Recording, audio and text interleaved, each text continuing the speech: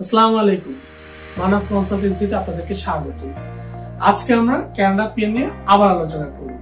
ঠিক আছে, আমাদের সকলেরই সবচেয়ে বড় কোশ্চেন থাকে যে আসলে কি বাংলাদেশ থেকে কানাডা পিএন নিয়ে যাওয়া সম্ভব?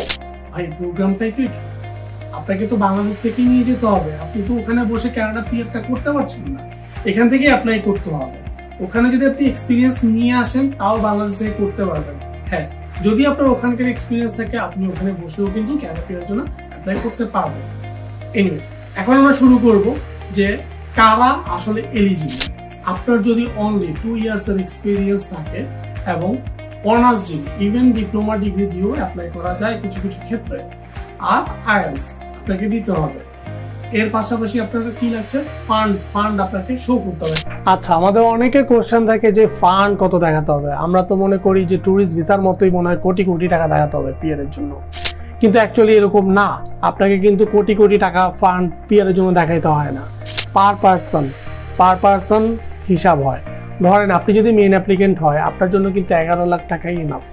এবং এনি আদার এক্সট্রা মেম্বারের জন্য, ধরেন আপনার স্পাউসের জন্য 2 লাখ, আপনার ছেলের জন্য বা মেয়ের জন্য একজন করে 2 লাখ করে বাড়তে থাকবে। এভাবে করে কিন্তু ফান্ড কাউন্ট হয়। এবং ফান্ড কিন্তু শুধু ব্যাংক স্টেটমেন্ট না, শুধু ক্যাশ দেখাইলেই হবে এরকম না, আরও কিন্তু অনেক পন্থা আছে।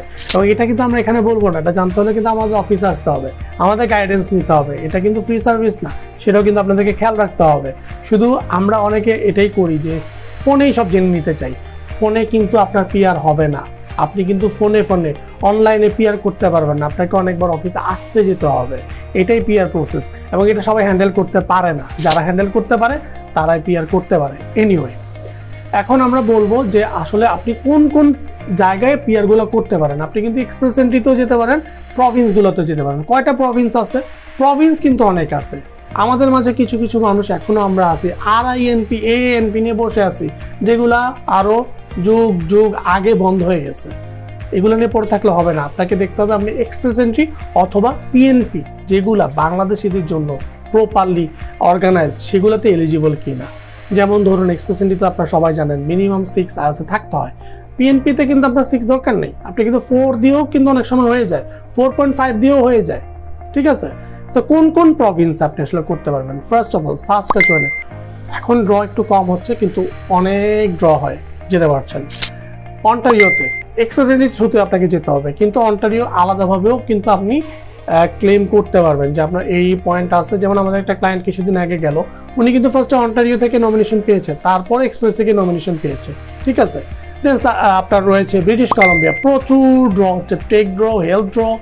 আই ডোন্ট নো আপনারা কেন বসে আছেন, আপনাদের মধ্যেই অনেকে বসে আছে, অনেক স্কিলড, কিন্তু আপনারা আগাচ্ছেন না। আগালে কিন্তু পিআর হয়ে যায়, খুবই ইজি প্রসেস।